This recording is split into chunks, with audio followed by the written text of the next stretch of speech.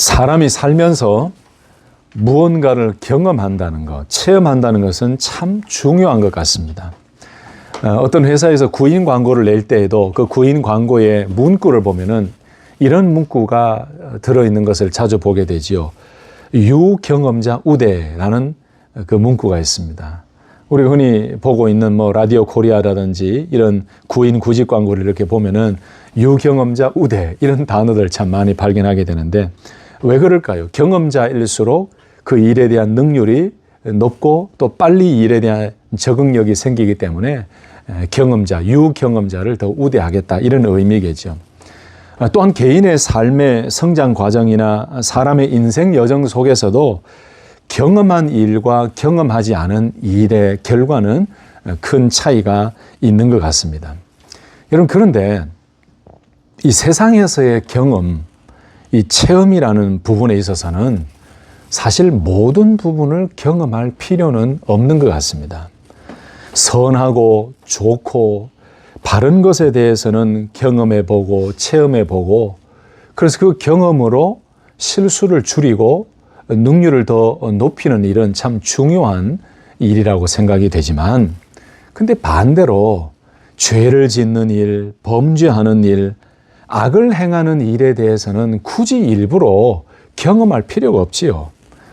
술을 한다든지 담배를 한다든지 마약을 한다든지 성적인 범죄를 저지른다든지 사기를 친다든지 살인한다든지 도박한다든지 여러분 이런 것 자체가 하나님이 싫어하는 악이기 때문에 이런 거는 경험해 볼 필요가 없어요. 그래서 세상에서 말하는 경험이라는 것은 선하고 좋고 아름다운 것에 대한 경험은 권장하고 좋은 결과를 낼 수가 있지만은 그 외에 악한 것들, 죄악된 것들은 여러분 경험할 필요가 없습니다.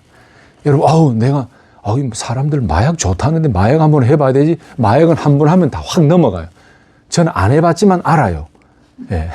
광고를 통해서 또 사람들 요즘 많이 보잖아요. LAC만 가도 다운타운 LA만 가도 요즘요 10년 전하고 너무너무 달라요. 사람들이 마약한 사람들을 많이 보게 돼요.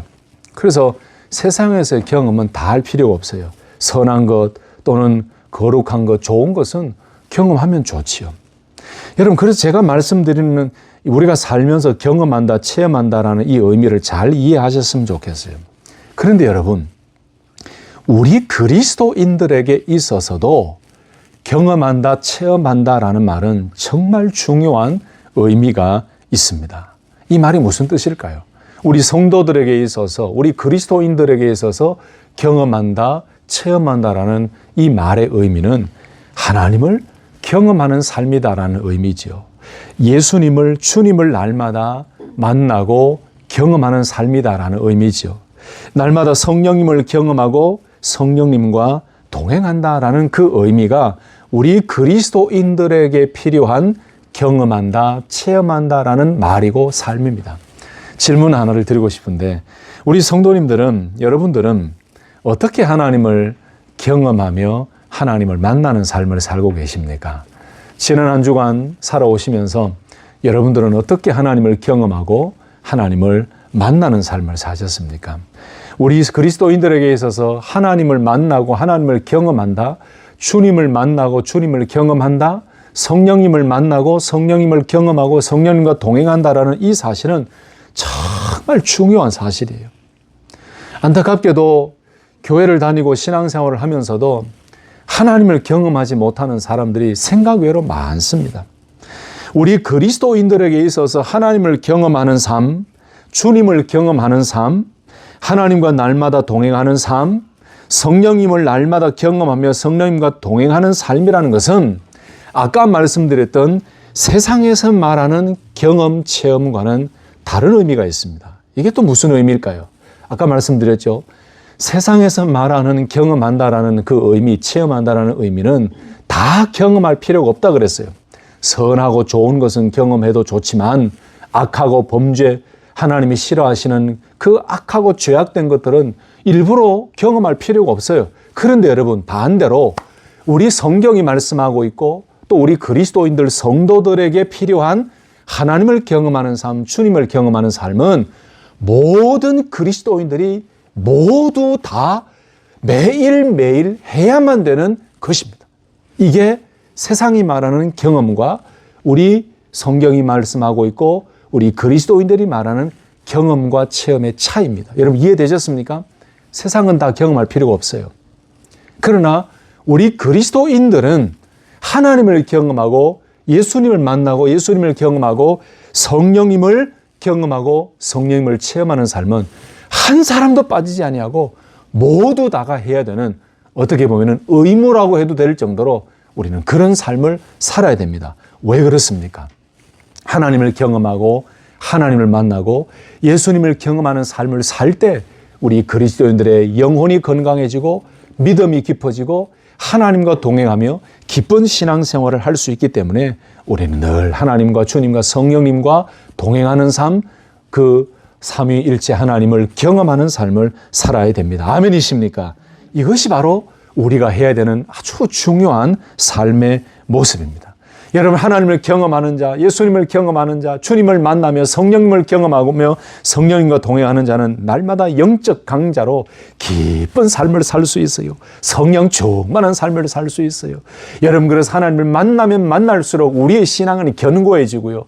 주님을 만나면 만나고 주님을 경험하면 경험할수록 우리의 신앙은 더 견고해지고 성령님을 만나고 경험하고 체험하면 체험할수록 우리 안에 부어주신 이 구원의 확신과 내 안에 내주하시는 성령님의 임재하심에 대한 확신은 더 커지게 되는 거예요. 그래서 우리의 영적 강자의 삶을 살기 위해서 하나님을 만나고 경험하는 삶은 정말 중요한 모습입니다. 여러분, 성경의 모든 위대한 신앙의 선배들을 보십시오. 한마디로 요약하면 그분들은 하나님을 경험하고 하나님을 만나는 삶을 살아왔던 분들이에요. 아브라함을 보십시오. 이삭을 보십시오. 야곱을 보십시오. 요셉을 보십시오. 모세와 아론을 보세요. 여호수아와 갈렙을 보세요. 기드온과 삼손을 보세요. 사무엘, 사울, 다윗, 솔로몬, 엘리야, 엘리사, 히스기야, 이사야, 요시야, 예레미야, 에스겔과 같은 많은 선지자들, 그리고 신약에 오면은 베드로, 바울, 요한, 그 수많은 제자들과 믿음의 성도들은 모두 다가 하나님을 경험하고 주님을 경험하고 만나는 삶을 살아왔어요. 구약시대는 하나님의 현현, 하나님의 나타나심으로 하나님을 경험하고 만나는 삶도 살았고, 하나님의 말씀 율법을 통해서 하나님을 만나고 경험하는 삶을 살았고, 때로는 선지자들의 메시지를 통해서 이스라엘 백성들은 하나님을 만나는 삶을 살았어요. 신약시대에는 약속하신 예수님의 탄생 그 이후에 직접 우리의 중보자가 되시는 예수님의 메시지를 통해 그 주님의 나타나심과 주님의 기적과 주님의 말씀을 통해 많은 사람들과 제자들은 주님을 경험하고 주님의 그 말씀을 통해 주님의 사랑을 경험하고 만나는 삶을 살았어요. 예수님이 승천하신 이후에는 하나님께서 약속하신 또 다른 보혜사 성령님을 통해서 주께서 하신 말씀을 깨닫게 하시고 기억나게 하셨죠. 그래서 성령님을 통해서 주님을 만나고 영원토록 함께 하시겠다는 그 말씀의 효력과 그 말씀의 능력 가운데 예수님의 승천 이후에는 성령님과 함께 주님을 만나고 경험하고 하나님을 만나는 삶을 살아가고 있는 거죠. 지금 이 시대도 마찬가지입니다. 우리 안에 계시는 성령님을 통해 우리는 늘 하나님을 만나고 하나님을 체험하고 주님과 동행하며 특별히 우리에게 주신 계시의 말씀인 성경 말씀을 통해 우리는 하나님을 만나고 체험하며 살아갈 수가 있습니다. 여러분, 그래서 우리는 늘 하나님을 만나는 삶, 하나님을 경험하는 삶을 살아야 될 줄로 믿습니다. 오늘 제가 제목을 두 가지를 했지 않습니까? 메인 제목은 하나님을 경험하는 삶이라는 제목을 썼고, 부제목은 오늘 읽었던 본문 말씀이 나오는 그대로를 달았죠. 뭐라고 되어 있습니까?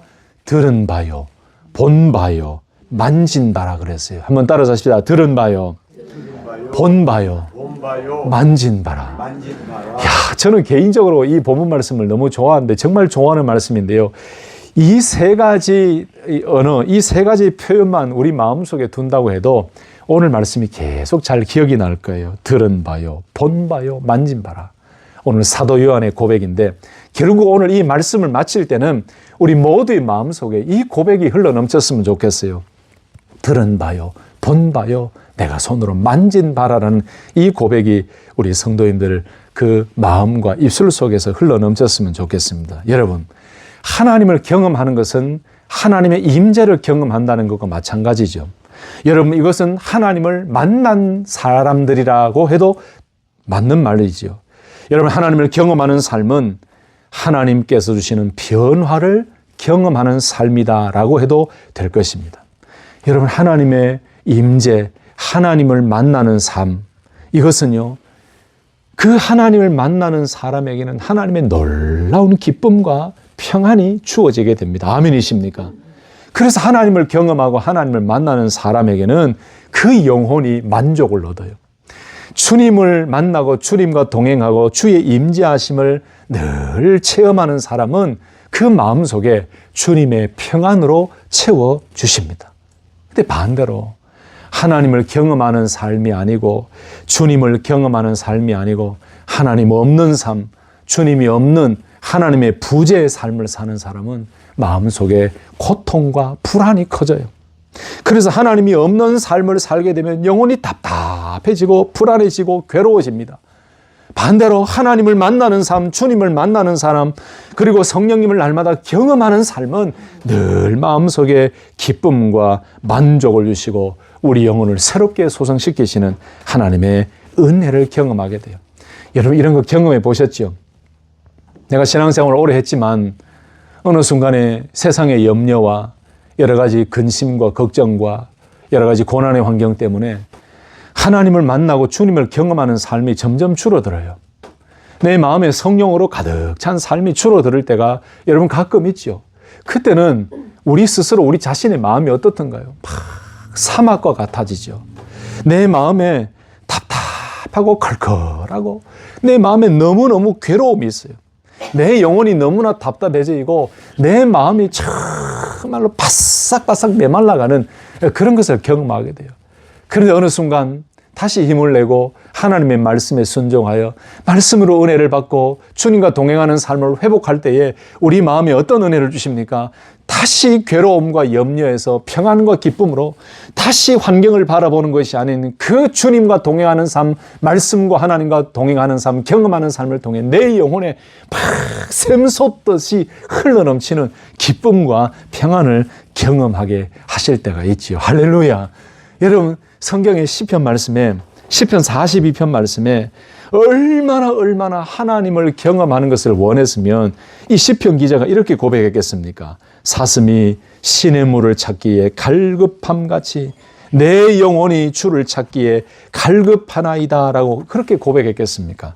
그러므로 성도 여러분, 우리는 늘 하나님의 임재, 주의 임재를 사모하며 하나님을 찾기를 갈망해야 되고 늘 하나님과 동행하는 삶을 살 때에 우리 가운데 영혼의 만족과 기쁨을 주시고 우리 가운데 소망과 은혜와 희망을 주실 줄로 믿고 날마다 하나님을 경험하는 삶, 하나님의 임재를 경험하는 삶을 살아가시기를 예수님의 이름으로 축원합니다. 참 중요한 이슈죠. 그런데 여러분, 오늘 우리가 읽은 말씀을 잘 보십시오. 우리 믿음의 성도들에게 있어서 하나님을 경험하는 삶이 이렇게 중요한데 그 수많은 성경의 위대한 믿음의 선배들 중에 오늘 말씀을 기록한 사도 요한도 정말 주님을 깊이 경험했던 분이었어요. 하나님을 경험하고 하나님과 동행하고 주님을 만나고 체험하고 경험한 사람 중에 사도 요한처럼 이렇게 명확하고 명백하게 고백한 사람이 있을까라고 할 정도로 오늘 이 말씀을 보면은 얼마나 사도 요한이 주님을 깊이 체험했던 사람인지를 잘 알 수가 있습니다. 여러분, 특별히 요한이 기록한 그 말씀들을 쭉 읽다 보면요, 요한이 사용했던 표현들 가운데 보았고, 내가 보고, 내가 주를 보았다, 우리가 주를 보았노라, 우리가 보았고 또 증언하노니 라는 이 표현을 참 많이 사용했더라고요. 제가 말씀을 준비하면서 요한복음 말씀을 쭉 읽고 이 요한 1서, 2서, 3서 말씀도 쭉 읽어보면서 제가 몇 군데를 찾아봤어요. 특별히 보니까 요한복음 1장 34절에 이런 고백이 있습니다. 내가 보고 그가 하나님의 아들이심을 증언하였노라 하니라. 뭐라고요? 내가 보고라고 해요. 요한복음 20장 18절 말씀에는 막달라 마리아가 가서 제자들에게 내가 주를 보았다 하고, 여러분 여기 보았다 하고 라는 표현을 썼지요. 또 요한복음 20장 25절에는 다른 제자들이 그에게 이르되 우리가 주를 보았노나라 이렇게 얘기해요. 그 다음에 요한 1서 4장 14절 오늘 본문 말씀 말고도 또 있어요. 4장 14절 보면은 아버지가 아들을 세상의 구주로 보내신 것을 우리가 보았고 또 증언하노니. 그리고 오늘 본문 말씀 보면은 요한일서 1장 1절에 태초부터 있는 생명의 말씀에 관하여는 뭐라고 되어 있다고요? 우리가 들은 바요, 눈으로 본 바요, 자세히 보고 우리의 손으로 만진 바라라고 이렇게 고백해요. 얼마나 확신에 차고 명확한 고백입니까? 그냥 내가 들었습니다. 그냥 봤습니다. 내가 그냥 만졌습니다. 이게 아니에요. 우리가 들은 바요, 눈으로 본 바요, 자세히 보고 우리의 손으로 만진 바라라고 해요. 3절 말씀에도 우리가 보고 들은 바를 너희에게도 전함은 4절 말씀에는 우리가 이것을 쓰면 우리의 기쁨이 충만하게 하려 함이라. 여러분 이렇게 보십시오. 요한은요, 그가 쓴 편지와 그의 메시지 가운데 보았다, 보고, 본 것을 이 표현을 엄청나게 많이 사용했어요. 그러니까 얼마나 깊이 주님을 만났는지, 얼마나 명확하게 주님을 체험하는 삶을 살고 있는지를 너무나 잘 알게 하는 말씀이라는 것이죠. 그런데 요한의 이 표현이 왜 그 당시에 그리고 오늘 이 시대를 사는 성도들에게, 우리들에게 이렇게 큰 감동이 되고 은혜가 되는 말씀일까요? 요한의 이 확신에 찬 주님을 경험하는 것을 이렇게까지 고백하는 이 고백이 우리에게 왜 이렇게 힘이 되고 용기가 되고 은혜가 되는 것일까요? 여러분 그 이유는 요한이 이 편지를 쓸 때에 그 당시의 배경을 좀 알면 더 큰 은혜가 우리 마음속에 밀려옵니다. 그저 글자로만 우리 마음속에 들려지는 것이 아니고 왜 이 사도 요한이 1장 1절부터 시작해서 바로 이 고백을 했을까? 왜 태초부터 있는 생명의 말씀이신 예수님에 대해서 이야기하면서 내가 들은 바요, 우리가 들은 바요, 본 바요, 손으로 만진 바라라고는 이 구체적인 체험과 경험과 그가 고백하는 주님을 만나는 삶을 그렇게 이야기하고 태초부터 있는 생명의 말씀 되시는 예수님에 대해서 이렇게까지 고백할 수 있었을까, 하고 있을까? 그 이유는 이 요한이 이 말씀을 쓸 때에 어떤 상황이었는지를 아시면 더 큰 은혜가 돼요. 여러분, 요한이 이 편지를 쓸 때는 참 여러 가지 상황이 있었어요. 첫째는 거짓 교사들이 교회 안에 들어왔어요. 거짓 교사들이 교회 안에 들어오니까 바른 복음, 바른 진리, 예수 그리스도에 대한 바른 진리의 말씀을 왜곡해요. 그래서 많은 사도들을 통해 들었던 주님에 대한 복음, 참된 복음을 듣고 받아들이고 믿음 생활을 하다가 거짓 교사들이 교회 안에 들어와서 잘못된 이단 사상을 가르치고 잘못된 우상 숭배와 비슷한 사상을 가르치면서 처음에 듣고 받았던 바른 복음, 바른 교훈과 점점 더 멀어지면서 신앙에 병이 들기 시작했어요. 그러면서 점점 어떤 현상이 교회 안에 나타났냐 하면은 분열이 생겨지기 시작했어요. 끝까지 바른 복음을 붙잡고 신앙생활하는 성도들이 있는 반면에 거짓 교사들을 통해서 잘못된 것을 배워서 믿음이 흔들흔들하면서 이들이 이 믿음의 그리스도인다운 삶을 살다가 이쪽으로 옮겨지게 돼요. 그러면서 교회 안에서 분열이 생겨져요. 늘 바른 복음을 지향하던 성도들과 그 유혹에 넘어가서 거짓 교사들의 유혹에 넘어가서 잘못된 사상과 신앙을 가지고 믿음에 병들기 시작하는 그룹들이 교회 안에서 분열이 생겨지고 심지어는 다툼이 일어나게 돼요. 그러면서 심지어 이들은 원래 복음을 받아들이고 복음의 순수한 믿음의 삶을 살려고 하던 사람들과는 달리 이들의 삶이 이상한 쪽으로 흘러갑니다. 그들의 삶이 거룩하지 않은 쪽으로 흘러갑니다. 문제를 일으킵니다. 그래서 성도의 교제에 어려움이 생깁니다.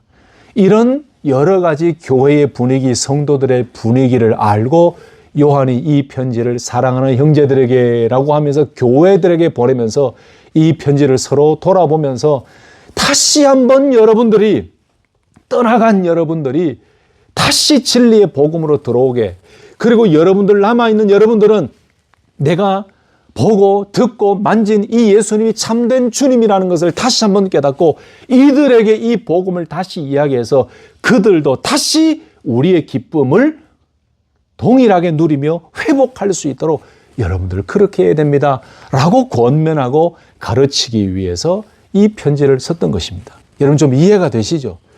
이런 상황 가운데 요한이 이 교회를 향해, 성도들을 향해서 편지를 쓸 때에 태초부터 있는 생명의 말씀의 괄화연언이라고 이야기하면서 자기가 경험한, 그리고 여러분들이 믿고 있는 그 주님이 얼마나 명확한 주님이고 명확한 하나님인지 설명하면서 이 요한은 자기가 정말 주님을 경험하고 주님을 체험하는 삶을 살고 있고 그 주님을 내가 다시 한번 여러분들에게 소개합니다. 다시 한번 선포합니다. 그러니 그 주님을 다시 받아들이고 바른 삶으로 옮겨서 빛의 사명, 그 빛 대신 주님을 믿는 사람답게 빛의 사명을 살며 사랑하는 삶을 살며 열매 맺는 삶을 사십시오라고 권면하고 있는 것이죠.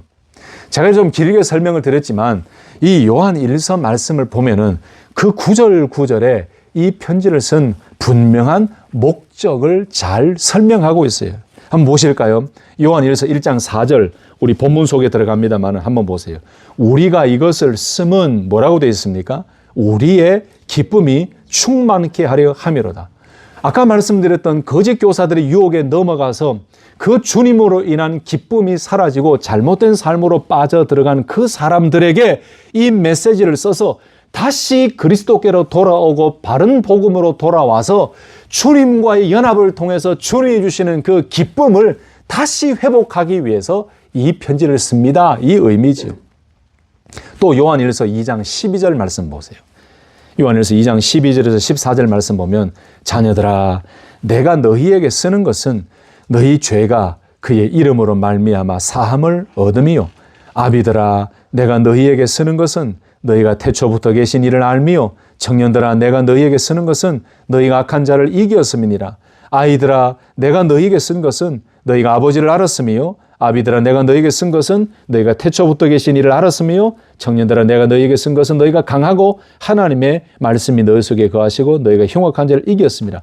그러니 이 진리의 말씀을 기록하고 써서 여러분들이 다시금 그 죄악된 삶에서 이기고 승리해서 주께로 돌아오는 삶을 원하기 때문에 이 편지를 쓴다라는 그 말씀이죠. 또 한 군데가 되어 있습니다. 요한일서 5장 13절 보세요. 내가 하나님의 아들의 이름을 믿는 너희에게 이것을 쓴 것은 너희로 하여금 너희에게 영생이 있음을 알게 하려 함이라 말씀하죠. 이게 무슨 말씀일까요?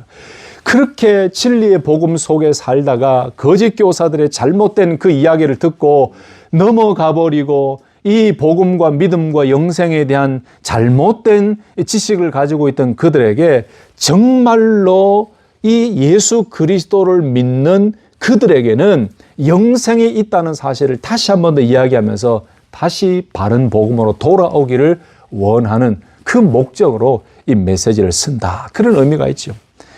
그래서 이 요한 1서 말씀에 보면은 그 말씀 자체에 사도 요한이 왜 이 편지를 쓸 수밖에 없었는가?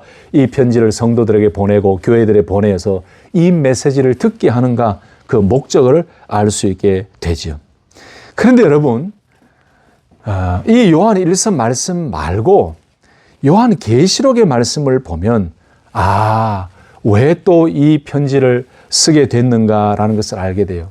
여러분 에베소 교회 하신 그 말씀 기억나시죠? 바로 처음 사랑을 잃어버렸다. 그래서 그 믿음, 그 사랑을 회복시키기 위해서 이 요한이 그 뜨거운 사랑의 마음을 가지고 이 메시지를 선포하며 바른 복음, 바른 믿음으로 돌아오고 바른 삶을 살기를 원하는 그 목적이 이 편지, 이 말씀 속에 있었어요. 자, 그런데 오늘 가장 중요한 핵심적인 말씀, 그 말씀을 이해하기 위해서 이 요한 1서에 나오는 몇 가지 단어들을 볼 필요가 있습니다. 여러분, 특별히 요한 1서에 나오는 세 부류의 사람들이 나오거든요. 그 세 부류의 사람들은 누구냐면 오늘 본문에도 나오는데 그 표현이요. 우리라는 단어가 나왔죠. 우리라는 단어가 나왔고 너희라는 단어가 나왔어요. 그리고 그들이라는 단어가 나왔어요. 그들은 저희라는 표현으로도 사용되기도 하는데 여기 보면 우리라는 표현은 누구일까요? 바로 이 편지의 저자인 사도 요한이죠. 그리고 이 사도 요한과 함께 복음을 받아들인 믿음의 동역자들, 성도들을 가리켜서 우리라는 표현을 사용했습니다. 그리고 여기 너희라는 표현이 있는데 이 너희라는 표현은 이 편지를 받는 대상자들이죠. 우리와 같이, 사도 요한과 같이 복음을 받아들이고 그 복음 안에서 주님과의 사귐으로 인해서 기쁨의 교회 공동체 생활을 하고 있던 성도들을 가리켜서 너희라는 표현을 썼어요. 그리고 또 저희, 그들이라는 표현이 나오는데 이 저희라는 표현은 우리라는 표현과는 반대되는 바로 우리라는 이 그룹 공동체에서 떠난 사람들을 이야기해요. 아까 말씀드렸던 거짓 교사들의 유혹에 밀려서 우리라는 그리스도인 교회 공동체, 거룩한 아름다운 공동체에서 떠나버려서 그 진리의 삶을 살지 아니하고 참 이단에 넘어가서 잘못된 길로 빠져들어간 그 사람들을 가리킬 때 저희, 그들이라는 표현을 썼어요. 그러니까 사도 요한이 이 말씀을 쓸 때에 우리와 너희들에게 이 놀라운 태초부터 있는 생명의 말씀에 관하여서 들은 바요, 본 바요, 만진 바 되는 이 주님을 내가 다시 너희들에게 이야기하는 이유는 바로 저희들, 그들, 이 놀라운 거룩한 교회 공동체에서 떠나서 이단에 빠져 거짓 교사들에 빠져서 참된 기쁨을 잃어버렸던 저희들이 너희들을 통하여 다시 그 기쁨을 회복할 수 있도록 우리와 사귐이 있게, 여러분 이 사귐은 그 다시 교회 공동체 성도들과의 사귐도 사귐이지만 결국은 예수 그리스도와 함께 더불어 누리는 그 사귐의 기쁨을 오늘 사도 요한이 이야기했던 거죠.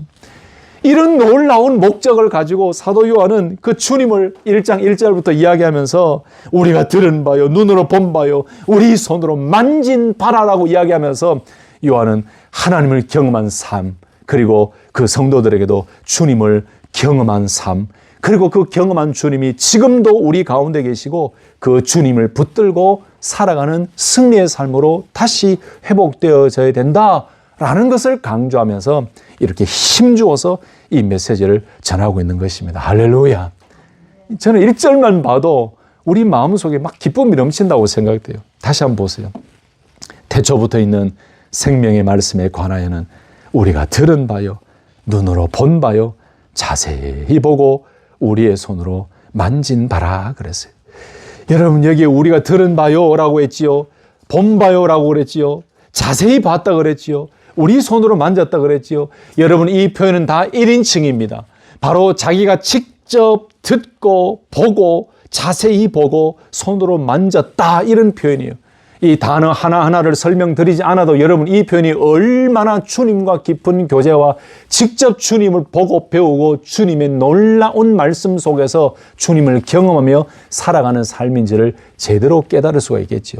사랑하는 성도 여러분, 저와 여러분들도 이런 고백으로 늘 하나님을 경험하는 삶, 주님을 경험하는 삶을 살아갈 수 있기를 예수님의 이름으로 축복합니다. 여러분 신앙생활 할 때 언제 가장 기쁨이 넘치고 당당해지는지 아십니까? 내가 하나님을 경험하는 삶을 살 때 당당해지고요. 내 마음에 기쁨이 넘치고요. 내 신앙생활이 얼마나 견고해지는지 몰라요. 그런데 반대로 하나님을 경험하는 삶, 주님을 경험하는 삶을 살지 못할 때는요. 쭈삣쭈삣하고 굉장히 약해지고 하나님에 대해서 뭔가를 이야기하는 간증하고 받은 은혜를 나누는 그 자리가 부담스러워지고 불편해지는 거예요. 결국은 그것이 단지 불편하다는 삶을 뛰어넘어서 내 영혼의 건강과 내 영혼의 삶이 달라진다는 거예요. 다시 한번 강조하자면 모든 그리스도인들이 하나님을 경험하고 주님을 경험하고 성령님을 경험하는 삶을 살아야 되는데 그런 삶을 살 때에 우리의 영혼이 숨통이 트여지고 우리의 영혼이 생명력을 공급받고 하나님을 경험하는 삶을 살 때에 우리는 절대로 흔들리지 아니하고 올바로 주님을 바라보며 견고하고 당당한 믿음 생활을 하게 될 줄로 믿습니다. 여러분, 제가 사역하면서 통계를 내봤어요. 그게 통계가 뭐 정확하게 뭐 100%다, 80%다 이렇게 말씀드리기는 어렵지만 제 나름대로의 10이라는 것이 완전하게 만족이라고 생각한다면 거의 신앙생활에 기쁨이 없고 자주 시험에 빠지고 늘 불평과 원망 속에 있고, 그리고 예배를 드려도 기도를 해도 훈련과 양육에 참여해도 봉사를 하면서도 기쁨이 없이 늘 신앙적으로 흔들흔들하는 그런 분들의 거의 대부분은 어떤 삶을 살고 있는가? 매일매일 하루하루를 살면서 하나님을 경험하는 삶이 없던 삶이었어요. 이렇게 대화하고 만나고 또 신방을 가고 상담을 하고 그런 시간을 가지다 보면은 결국 결론은 어디로 가느냐? 신앙의 병이 들고 영혼의 병이 들고 영혼의 기쁨이 없고 늘 염려와 불안 속에 살고 신앙이 자라지 못하고 성장하지 못하는 그 삶의 결론은 가만히 보니까 하나님을 경험하고 주님을 경험하는 삶이 없어요. 늘 말씀과 기도 속에서 뭔가 하나님을 만나고 이 하나님의 손길, 하나님이 나를 터치하고 계신다는 이 경험이 없어요. 하나님께서 지금 내 마음을 이렇게 어루만지고 계신다는 경험이 없어요. 그러니까 신앙이 자꾸 약해져요. 은혜가 떨어져요. 은혜를 받지 못해요. 원인은 딱 한 가지더라고요. 하나님과의 경험과 동행이 없기 때문에 그런 삶을 살아요.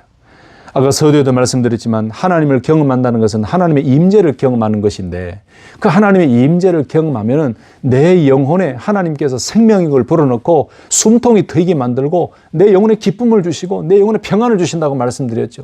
이런 삶을 살기 위해서 필요한 것은 하나님을 경험하는 삶을 살아야 돼요. 여러분 좀 솔직해지십시다. 우리 교회 다닌다고 다 너무 기독교적인 용어를 너무 많이 쓰는 것 같아요.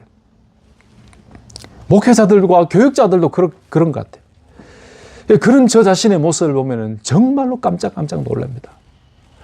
하나님을 경험하고 하나님을 만나는 하루의 삶을 살지 못했으면서도 목회자이기 때문에 늘 그런 바른 소리를 해야 되는 거예요. 하나님께 기도하고 하나님 만나시면 됩니다. 근데 그런 이야기를 할 때 여러분, 제가 당당해지려면, 제가 정말 자신 있게 그 얘기를 성도님들에게 하려면 제가 하나님을 만나는 삶, 그게 완벽하진 않지만 매일매일 삶 속에서 내가 막 몸부림치면서 하나님 만나기를 위해서 말씀을 묵상하고 기도하고 부르짖고 하나님의 은혜를 사모하면서 그런 달려가는 삶을 살 때 하나님이 나를 만져주시는 그 경험이 있거든요. 주님이 내 안에 주시는 기쁨과 평안을 주실 때가 있거든요. 성령님이 내 마음을 위로하시고 만져주시고 막 영혼을 새롭게 살리실 때 그럴 때가 있거든요. 여러분, 그런 경험이 저에게 있을 때 여러분들에게 제가 드리는 말씀도 당당해질 수 있는 거예요. 근데 참 죄송하지만 수많은 그리스도인들이 교회를 다닌다고 그 교회 다닌다는 것 하나 때문에 매일매일 한 주 한 주 살면서 하나님을 제대로 경험하지 않으면서도 나는 하나님 만나는 삶을 살고 있다라고 이야기하면서 돌아서면 내 마음속에 염려와 불안이 막 파도같이 밀려오고 내 마음의 기쁨은 사라지고 하나님에 대한 원망만 생기고 태초부터 있는 생명의 말씀에 대한 그 주님에 대한 확신이 사라지는 삶이 사실 여러분 얼마나 많습니까? 얼마나 많습니까? 이 모든 것들을 극복하고 이기기 위해서 우리에게 필요한 것이 뭐라고요? 오늘 사도 요한의 고백처럼 우리가 들은 바요, 눈으로 본 바요, 자세히 보고 우리 손으로 만진 바라라고 이야기하는 날마다 주님을 경험하고 하나님을 경험하는 삶을 살 때 우리의 연약했던 부분을 새롭게 회복시켜 주시고 우리 약했던 모든 영혼을 새롭게 회복시켜 주시는 하나님의 은혜가 우리 가운데 넘치게 될 줄로 믿습니다. 여러분, 그래서 저와 여러분들에게, 우리 모든 성도들에게 필요한 것은 바로 이것입니다. 하나님을 경험하는 삶을 살아가는 것. 이 삶을 살 때 성도들에게도 권면하고 상담하고 도와드릴 때도요, 자신 있게 아주 믿음으로 당당하게 이야기할 수 있는 거예요. 믿지 않는 자들에게도 우리가 사도 요한같이 바로 들은 바요, 본 바요, 만진 바라고 고백하면서 내가 늘 경험하고 있는 주님을 소개할 때 그들도 우리를 바라보면서 뭐라고 느낄까요? 이야, 저 성도는 진짜 매일매일 살아계신 하나님을 체험하고 만나고 같이 살고 있네, 이렇게 고백할 거예요. 내가 만나지 않은 것을 남의 이야기를 들어서 이야기하면 힘이 없어요. 그러므로 우리에게 죽을 때까지 필요한 것은 태초부터 있는 생명의 말씀 대신 태초부터 계셨던 생명의 말씀 되시는 말씀이신 주님을 날마다 듣고 보고 만지는 경험하는 삶을 사는 것, 그것이 내 영혼이 살 길이고 내가 더욱더 견고하게 서는 길이라는 것입니다. 믿습니까? 우리 성도님들 이런 삶을 살아가시기를 예수님의 이름으로 축복합니다. 말씀을 마치면서 그렇다면 여러분, 하나님을 경험하는 삶을 살기 위해서 우리에게 필요한 게 뭘까요? 하나님을 만나고 하나님을 경험하고 주님을 경험하고 성령님을 경험하는 삶의 그 방법은 여러 가지가 있습니다. 환경을 통해서, 자연을 통해서, 사람을 통해서, 또는 기도를 통해서, 만남을 통해서, 여러 가지를 통해서 우리가 하나님을 경험할 수 있습니다. 그런데 여러분 잘 보십시오. 제가 말씀드렸던 이런 것들은 자칫 잘못하면 자기 중심적으로 하나님의 온전한 뜻이 아님에도 하나님의 뜻입니다라고 주관적인 판단이 들어가기가 쉽습니다.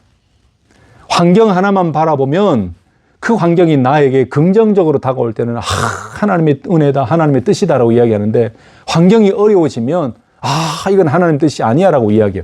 이거 굉장히 위험한 일입니다.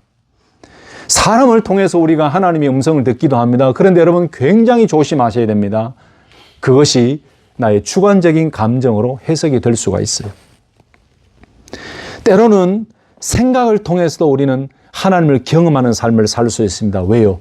하나님께서는 생각까지 지배하시고 우리 생각 속에 말씀을 부어주시기 때문에요. 그런데 여러분, 사람의 생각, 나 자신의 이 생각도 굉장히 위험한 것입니다. 사람이 완벽하지 않아요. 아무리 신앙생활 오래 하고 직분을 가져도 여전히 사람이에요. 사람의 생각은 악할 뿐이에요. 그래서 그 내 자신의 생각만 가지고 하나님의 뜻이다, 하나님을 경험한다라고 이야기하면은 내 생각이 좋고 건강할 때는 좋다 이야기해요. 그러나 내 생각 속에 사단이 들어오고 어렵고 고민이 있을 때는 그게 하나님 뜻으로 받아들이지 않아요. 잘못된 길로 갈 수 있어요. 그래서 여러분, 환경이나 삶이나 사람이나 자연이나 이런 여러 가지를 통해서 하나님을 경험할 수 있지만, 그러나 여기에 우리에게 더 중요한 건 하나가 더 있습니다. 이런 것을 통해서 늘 하나님을 경험하고 하나님 뜻을 깨달아 가되 항상 마지막 컨펌은 어디서 받아야 되는가? 바로 하나님의 말씀이에요. 아멘이십니까? 하나님의 말씀 안에서 컨펌 받고 확인을 받아야 돼요. 여러분, 이것이 굉장히 어려운 말일 수도 있는데, 여러분 이걸 경험하고 훈련되어지다 보면은 늘 결론이 어디로 가게 되냐? 하나님의 말씀으로 들어가게 돼요. 내 감정과 변하는 환경과 내 생각과 내 개인적인 고집과 아집이 들어가서 사실은 하나님을 경험하는 삶이 아님에도 불구하고 하나님을 만났다라고 착각하는 삶을 피하기 위해서는 우리는 그 모든 경험을 통해서 결국 어디로 가져와야 되는가? 하나님의 말씀 앞에, 여러분 말씀 앞에 선다는 것은 말씀을 펼쳐서 묵상하면서 그 말씀을 통해서 성령을 통해서 우리에게 확신을 주시고 하나님께서 깨달음을 주실 때까지 기도하며 기다리고 말씀을 통해 우리는 하나님을 만나는 삶을 살아야 돼요. 여러분, 이것이 건강한 신앙생활입니다. 오늘 말씀의 결론은 이것입니다. 우리에게 필요한 것은 오늘 사도 요한처럼 하나님을 경험하는 삶을 살아야 됩니다. 왜요? 우리가 지친 영혼, 연약한 영혼이 아니고 정말 승리하며 많은 성도들과 믿지 않는 자들에게도 그들에게 이 확실히 내가 경험한 주님을 증거하고 그들도 우리와 사귐이 있고, 이것은 바로 교회 공동체 안에 들어와서 성도들과 성도가의 사귐이 있도록 만드는 것, 그리고 그 다음에는 예수 그리스도와 연합을 통해서 주님이 주시는 그 기쁨을 누리며 영적 구원자로서의 주님과의 기쁨, 사귐과 교제를 이야기하는 거죠. 그 일들을 위해서 우리에게 필요한 것은 늘 하나님을 만나고 체험하고 주님을 경험하는 삶, 성령님을 경험하는 삶을 살 때 우리도 사도 요한처럼 당당하게 이야기할 수 있다는 사실이죠. 그리고 날마다 하나님을 경험하기 위해서는 하나님 말씀을 펼쳐야 됩니다. 하나님 말씀을 읽어야 됩니다.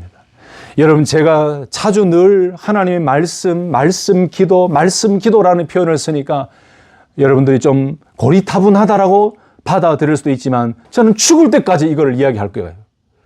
저를 향해서 좀 노티난다, 젊은 세대들은 좀 듣기 싫어한다라고 이야기해도 저는 오히려 젊은 세대들이 메시지를 전하는 복음에서 벗어난 이야기를 전하는 것보다 복음을 전하는 이것이 저는 주님 오실 때까지 필요하다고 봐요. 저는 여러분 살리고 싶어요. 저는 우리 성도님들의 영혼을 살리고 싶어요. 나는 능력이 없지만 주님께서 여러분들을 살리시는 그 기적을 경험하기를 원해요. 그렇다면 저는 오늘 여러분들에게 드리고 싶은 말씀은 여러분들이 살아나고 영혼이 소성되어지는 그 경험을 하시기 위해서는 하나님을 만나셔야 됩니다. 주님 만나셔야 돼요. 하나님을 경험하는 삶을 살아야 돼요. 그 경험하는 삶을 살기 위해 말씀으로 들어가야 돼요. 말씀을 읽으셔야 돼요. 말씀을 묵상하고 암송하고 그 말씀을 깊이 묵상하며 그 말씀을 통해 나를 찾아오시는 하나님, 나에게 말씀하신 하나님을 만나고 경험할 때 내 영혼에 기쁨이 넘치고 내 영혼에 소망이 생기고 내 신앙생활에 은혜가 넘치고 내 기도생활에 응답이 넘치고 누구에게라도 언제라도 당당하게 태초부터 있는 생명의 말씀 대신 예수 그리스도에서 자신 있게 얘기하며 그들을 주님께로 이끌어내고 그들과 우리와의 사귐, 주님과의 그들과의 사귐을 통해 영원한 기쁨을 누리게 하는 축복의 통로로 쓰임받을 수 있을 줄로 믿습니다. 성도 여러분들, 하나님을 경험하는 삶을 위해서 노력하시고 말씀 안으로 깊이 들어가는 우리 믿음의 성도님들 되시기를 예수님의 이름으로 축복합니다. 아멘.